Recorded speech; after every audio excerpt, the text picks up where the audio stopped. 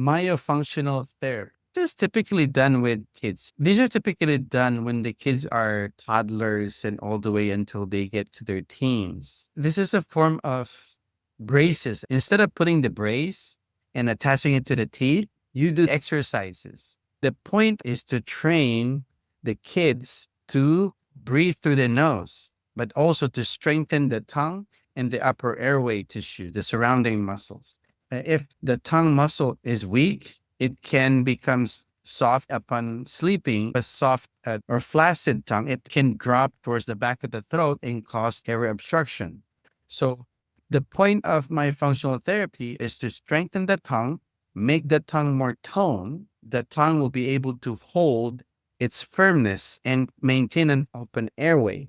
If the tongue doesn't sit at the bottom of the teeth, if the tongue is sticking out like this, you have kids that are like that. You will see kids that are like that. That's a bad sign. When kids are mouth breathing and their tongue is out, the teeth at the bottom will not form into the shape of the tongue. So the teeth will be crowded, okay, etc. Right?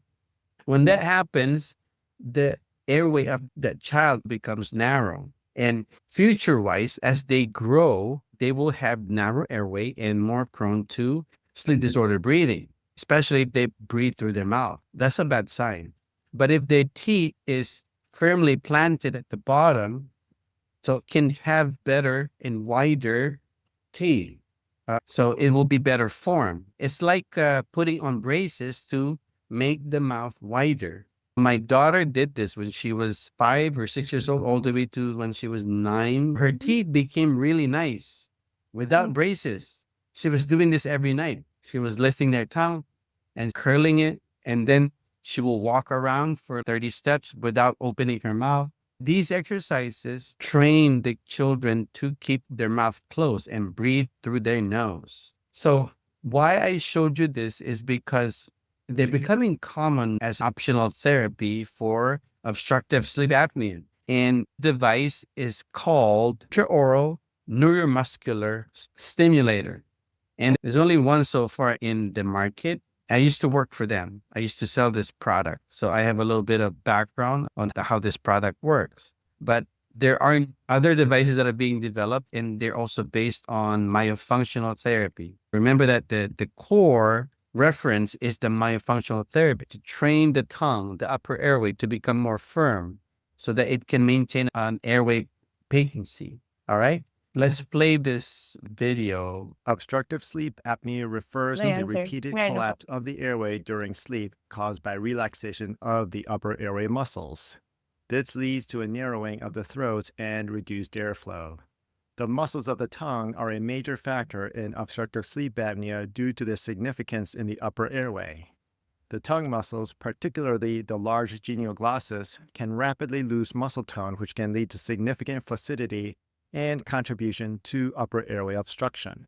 Despite their overall strength, upper airway muscles in OSA patients commonly lack endurance due to aging, lifestyle, or other factors. The upper airway muscle fibers may transform from high muscle tone and endurance types 1 and 2A to the low tone with muscle flaccidity type 2 muscle fibers. With the aim of improving endurance and tone of the upper airway muscles, eXciteOSA provides a novel daytime therapy for patients with mild OSA with an apnea-hypopnea index less than 15 and primary snoring. The compact device supplies low-frequency neuromuscular electrical stimulation, or NMES, via 4 electrodes that rest directly on the tongue. Stimulating the tongue muscle is simple and comfortable. The daytime therapy requires only 20 minutes of muscle stimulation each day for 6 weeks, then twice per week to increase responsiveness and prevent excessive relaxation of the tongue muscles during sleep. According to research, muscle stimulation with MES has been shown to induce a change in the type of muscle fiber that is expressed to one that has greater endurance, more tone, and less flaccidity. With greater tongue muscular strength, patients may experience improvement and even resolution of mild OSA and snoring. I use this device for minimum 2 months. It doesn't really work for me. It works for the reduction of snoring. So mabawasan yung snoring, pero it's a good option. especially if your patient's just looking for something to treat their snoring and or mild case of apnea. This was developed in UK. So the inventors are British. Is therapy. So therapy means, right, it will work after weeks and start to work after 6 weeks. You wear this during the day. You just use it every day. Today I'm gonna wear it. And usually I will use it while I'm doing something. Like I'm watching TV. I even used it while I was driving. So after 6 weeks daw, yun matatanggal na yung nababawasan na yung ODI and apnea between 40 to 50%. There are other types of interventions. It was made in Taiwan. Let me show you the wings. Humihigop siya, pero napaka-liit na flow. It will suck your tongue, yung laway. Kasi, ang point niya is to pull the tongue forward. Kaya tayo nagkakaroon ng obstructive event. The tongue goes back to the throat. Is to keep sucking the tongue forward. Pero it's very, very low pressure. So that's how it works. So it does have its patient population where it works, but it's not always 100% to work. And then there's an external EPAP. And I think I have shown some of you this before. Ito yung Bongo RX, right? Yung isa, we used it in the sleep lab. It's called ProVent. This, you stick it on your nose. And when you stick it in your nose, meron siyang valves. So itutulak na yung tissues at the back of your throat to open up. And this used to come with cannulas. So we can actually monitor the flow to see if it works or not. Pero wala na to sa market eh. I think they went bankrupt. Ang problema kasi dito, this is disposable. Not cheap. Imagine you keep buying this and you throw it away. Right? Kasi ito reusable siya. Yan, hindi siya yung itatapon mo lang. Yung ProVent, itatapon. Pagsuot ko, tinakpang ko yung mukha ko. Tulog ako for about 4 hours. Because usually I will wake up because I will choke. But I actually woke up. Yung small pressure na it will create will help open up the back of your throat. And po siya, sir, for mild and moderate lang. Yes. Oh, yeah, absolutely. And the way they explain this to us is that how high of an EPAP does it create? It's between 8 to 12 centimeters of water pressure, which is surprisingly high. When it comes to options, I'll show you other ones. And one of the ones that I know now is the Inspire. You heard of the Inspire therapy, right? Yung implants yan. So ito na yung mga implants. Kaya lang mahal to. Ilalagay siya subdermal, siyang sensing lead. Yung sensing goes to the intercostal muscles para alam niya kung you're trying to breathe by the movement of the intercostal muscle. And then the other lead, the other wire goes towards the hypoglossal nerve. So yung hypoglossal nerve, when that gets stimulated, magko-contract yung upper airway. It's a very small device. In fact, this is how small it is. It has a battery, of course, and the battery lasts for 10 years before replacing. Lagay mo tong ano na to. Ito yung para mag-activate siya. You press the button, higa ka na, tapos mo itong sensor niya na parang phone ng machine na naka-implant. Tapos you'll turn it on. What happens, di ba? It glosses. Ito yung malaking part ng tongue na bumabagsak sa airways. It contracts and the tongue moves forward. And so when that moves forward, it creates this space here so you can still breathe. So yan yung mechanics. So it's easier if the patient is on their side, left or right side. Developed is well over 10 years, maybe 15 years. It's been in the field for a long time. They keep doing research and testing. So it took a long time to get developed. It activates while they're still awake. This is also an implant, but this one is called Remedy, and there's a subclavian area. Yung wire niya, the major artery passing the heart, stimulating the phrenic nerve. The phrenic nerve, when it's stimulated, contracts the diaphragm. So when your diaphragm contracts, you create negative pressure that your lungs will expand, diba? So that's what happens. The phrenic nerve then stimulates the diaphragm contracts, and then you're able to suck in air. So this is for central apnea patients. So the first one, called Inspire, it stimulates the hypoglossus or hypoglossal nerve. This one stimulates the phrenic nerve. The Inspire is for obstructive. This one, the Remedy, is for central apnea patients. And they have very similar functions because they are based on stimulating the nerve. This one is automatic. It has a gyroscope. So it knows when the patient is laying down, it will activate on its own. They've been increasing market share. They've been increasing business. In our sleep lab, we see a good 5 to 6 Inspire patients a month. The sleep lab will activate the machine. But you have to wait 1 to 3 months para before you activate the machine. Once you activate the machine, there's a titration night. Ang titration, they'll find out what voltage will work to reduce the AHI. If we need to increase the stimulation level, the voltage will eliminate all of your apnea. So they will only increase it to a pressure or a voltage that the patients can tolerate.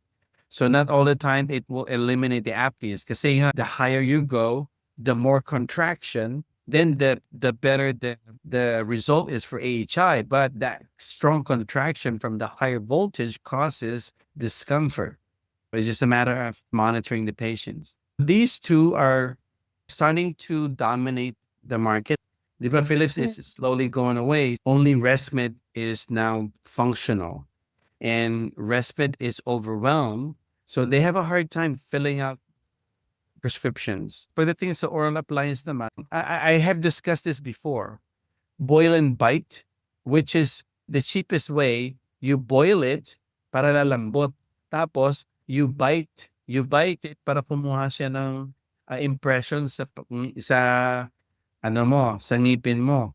Kaya lang, hindi siya effective. Ang effective talaga na oral appliance, yung mga tulad nitong Somnodent, kasi they actually titrate. Can you see the lower part na may metal? What that does is you can tweak it so you can move the jaw forward from 1 millimeter and maximum of 8 millimeters. They don't go past 8 millimeters kasi it will be painful to the jaw. Now, there are ones na ngipin lang. Yung iba, hahawakan niya pati yung, this is definitely a better option pagkatapos ng CPAP. But, this is very expensive. I think this is the one with the tongue holder. And see how there's a number, millimeter. Pag sumobra ka sa 8, oh man, that's gonna be a problem. It will be painful. Now, yung bite and boil, hindi siya maganda. Most mura siya. They will first, magpupunta muna sila mag-overnight sleep study for diagnostics or mag-home sleep testing lang. Tapos kung positive siya sa obstructive apnea, yung MD gagawa ng, so susulat siya ng prescription. Tapos papadala niya yan sa dentista. Yung dentist ngayon o-order ng ganito. Ang iaangat yan. So it will be titrated over days or over weeks. They will ask the patient how they feel. And usually request another sleep study. They will do a split night. First part of the night, walang suot. The second part of the night, for the titration part, is to compare the age. I think this is definitely worth it. Ang mahal lang nito. Somnodent ang isa sa mga pinakakilala. So this is how that works. Yung iba naman, yung dila, nakausli. Pero ito mahirap, hindi ito komportable kasi nakabuka yung bunganga mo, yung dapat mas maganda yung side effect and reasons why people on OAT quit is because of drooling issues. So there's the 3 main types of existence or our state as human beings. We are 1, awake. We are 2, in non-REM. And 3, we are in REM sleep. When it comes to parasomnias, there are 2 types of parasomnias naman. Non-REM related and REM related. Now, when you think about why REM and non-REM related and what could be the significance to non-REM versus REM related. For one, when you compare children and adults, children spend more time in non-REM, deep sleep. Why? Because during deep sleep, the HGH or human growth hormones are excreted. That's why most of their sleep is not in N2, but in N3. And they have more deep sleep because they need the growth. Many parts of their bodies are not fully developed. including their brain, airway, musculature, and their skeletal system, right? They're not fully there yet. And brain, since it's not fully mature, they can have seizures, etc. At the same time, when they are in deep sleep, they are excreting human growth hormones. And when you say deep sleep, what do they mean by deep? Why deep and light sleep? Why is REM not deep sleep? So the point there is that if you're in deep sleep, it means it's harder to pull you out because you're deep into sleep. That's the same reason why when you wake up patients and they were in deep sleep, they will be hard to wake up. Usually when they wake up, they're very confused. But the opposite happens when patients are in REM sleep. In REM sleep, REM is very shallow sleep. They're almost like awake, right? Actually, on REM, you can have alpha. Their alpha is just at least 1 to 2 hertz slower because it's such a very light sleep.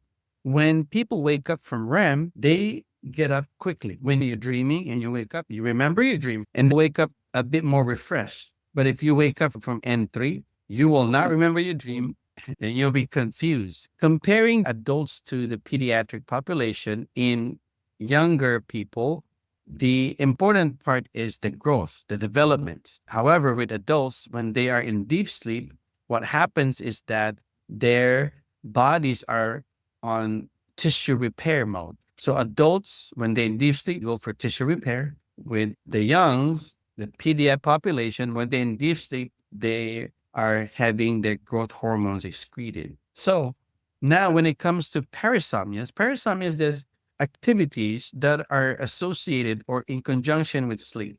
There's many things that happens when we're asleep, and some are normal and some are abnormal. Let's talk about non-REM first. The types of parasomnias in non-REM sleep are at least called. One is confusional arousals. That's one parasomnia in non-REM related and typically deep sleep. Then you have sleepwalking. Sleepwalking happens in non-REM. Then you have night terrors. Another one is sleep-related sexual abnormal behavior. The other term for this is sexsomnia. And in REM, you can have REM sleep behavior disorder or RBD, which is what most of us know about. They might be in REM and they'll start to move. They have their arms moving.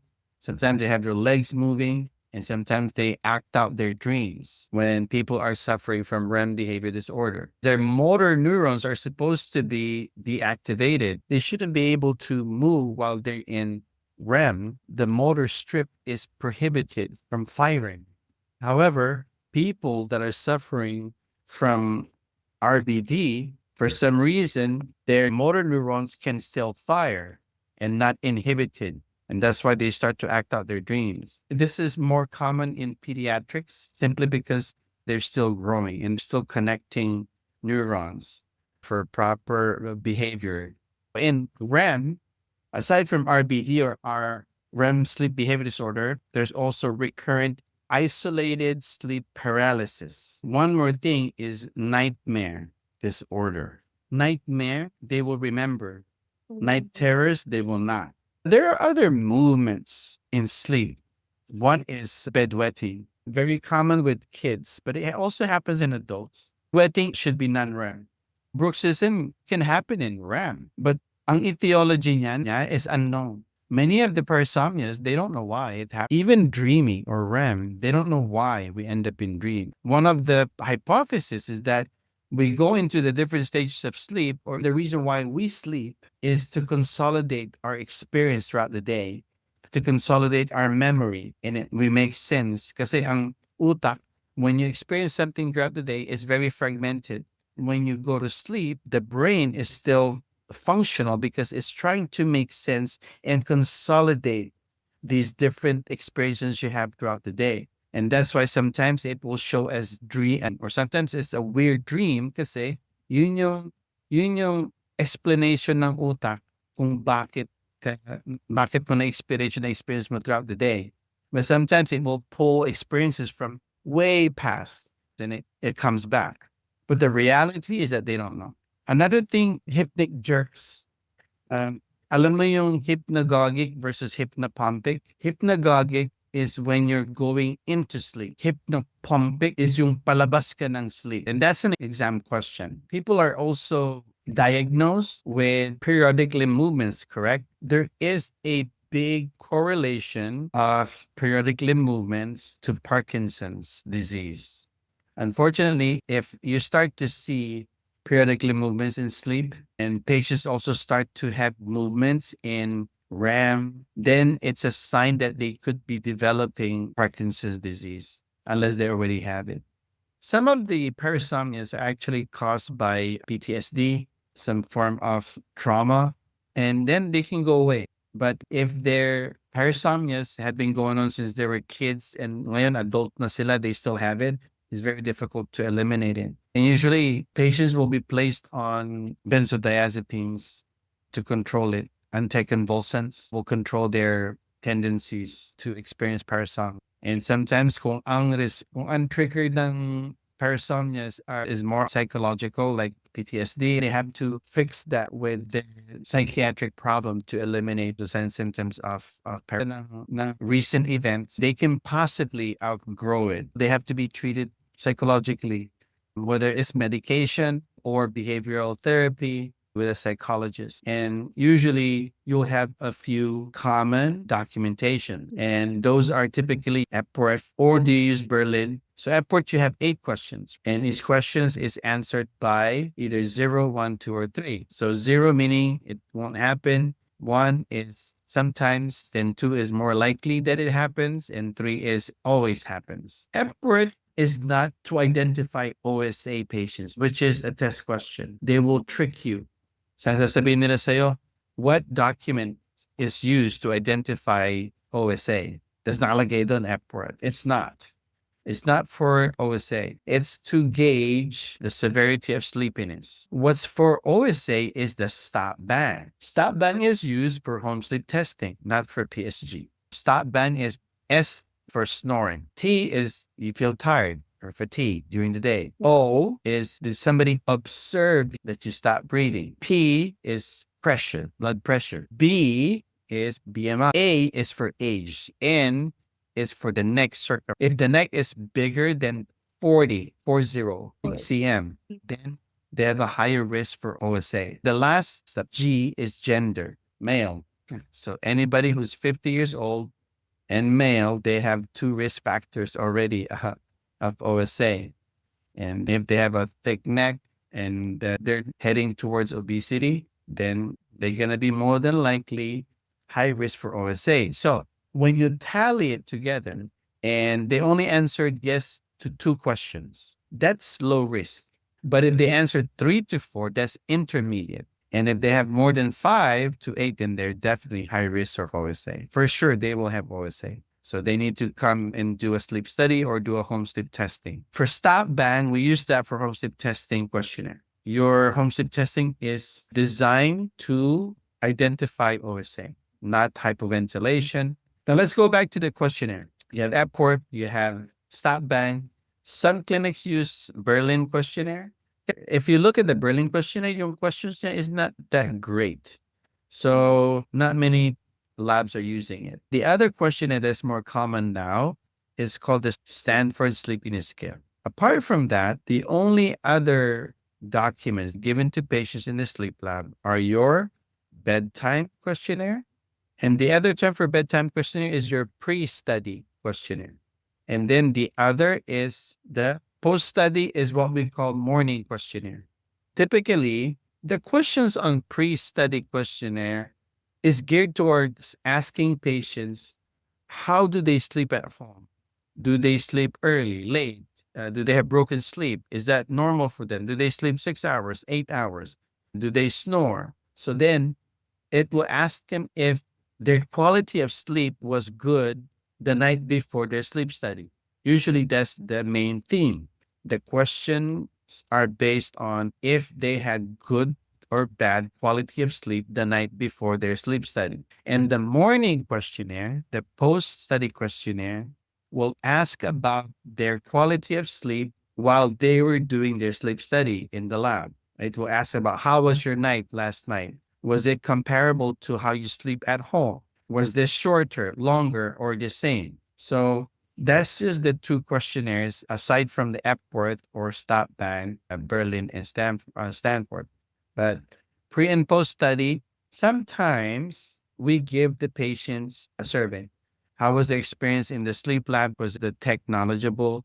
Were the scheduling easy? So that's just a survey because it's important kasi you have to understand how are you performing as a lab. Hindi lang yung tao, kundi yung operation mismo. And in the night of sleep study, usually you want a fresh Epworth sleepiness scale. If they can do it the day off or the night before, then that's a fresh Epworth. You will also measure the neck and weight. And that usually is best if you take that during the night of the study. Vital signs are also taken, but only blood pressure. If the patient has blood pressure of 200 or higher, that's emergent, they cannot do the sleep study. You have to call the medical director or the doctor. Well, first of all, if the high blood is too high, you ask him to sit down and rest for 5-10 minutes. Then you retake the blood pressure. If it's still high, you take manual BP, right? If it's still high, then you have to mention it to the doctor. You have to send the patients to 911 or get that patient checked because you cannot do a sleep study like that. Pwede pa sleep aid. If the patient didn't come in the lab for narcolepsy or for MSLT the following day, then you can give them meds. Some labs will allow you to give them zolpidem or non-benzodiazepines that are short acting. But the protocol is typically when you do lights out and the patient cannot initiate sleep within the first 60 minutes or 1 hour, then you can give them a low dose non-benzodiazepines. And then that's it. If they still can't fall asleep, you just annotate. But not many labs do that. 'Di ba, binibigyan po ng benzodiazepine. Ilang milligrams po? Usually 3 milligrams is enough to have an effect on a patient for 3 to 6 hours. In the labs I've worked for, I used to give zolpidem, 5 milligrams. Mataas na yun eh. Usually you don't. The other labs, we use Lunesta. I think it's Isopiclol. But we'll do pharmacology or pharmacotherapy. Tapos yung isang lab is Sonata. Sonata is like this simplest form. Very low dose, pero it's just enough to initiate sleep onset. And it doesn't stay in the body. Because the danger there is if you give them medicine that's high enough dosage that when they wake up the following day, they're still sleepy because of the effects, right? And then they drive and get into an accident. That's a legal responsibility. That's why when you give medicine, there's a cutoff. Usually sa labs, pag ng sleep medication, it cannot be past 11 o'clock or 11 or 12 a.m. because the patient must leave the sleep lab by 8 a.m. and they cannot leave before that because if they get into an accident, it's our legal responsibility. Any other question? Sir, sa bruxism po, usually po ba 'pag may bruxism, usually OSA po ba sila? Hindi rin. Sometimes ang cause ng kanilang sleep fragmentation is their bruxism. Ang gabi given a mouth guard o kaya some muscle relaxant. Pero there's a lot of considerations pag magbibigay ka ng gamot ng muscle relaxant. Kung severe, they might do medications. Kasi severe patients, they actually losing enamel. Kita mo yung ngipin nila, is na. Because they just keep grinding. So that's what bruxism. It's on the list for Parasomnias. Sa PLM, sir, may gamot po ba? Usually with PLNs, they give them the same medicine as Parkinson's patients. If they start to have PLMS and it's becoming worse, then it's more than likely or there has a big chance that they're developing Parkinson's disease. They will use levodopa medicines. That's one of the medicines used for PLMS. Sa bedwetting po, sir. I don't know if there's a particular medicine for bedwetting. Since I worked in a lab with kids before, we just protected the kids from getting the pen wet. We will use a waterproof pad. Pero sa area lang ng kung saan pwedeng basahin ng pasyente. We do the same thing for adults, geriatric. According to National Kidney Foundation, there are drugs for bedwetting. But I'll get that to you. Sir, sa sleep, meron po bang mga therapy tulong para hindi na sila They can be medicated tulad ng clonazepam, anticonvulsant agents. But if the result of their hallucinations or sleep paralysis is based on post-traumatic stress disorder, then they have to get that PTSD fixed first with a psychologist or psychiatrist. And sometimes they'll combine both. Magbibigay sila ng medication and see a psychologist to eliminate the source or the trigger for the paralysis.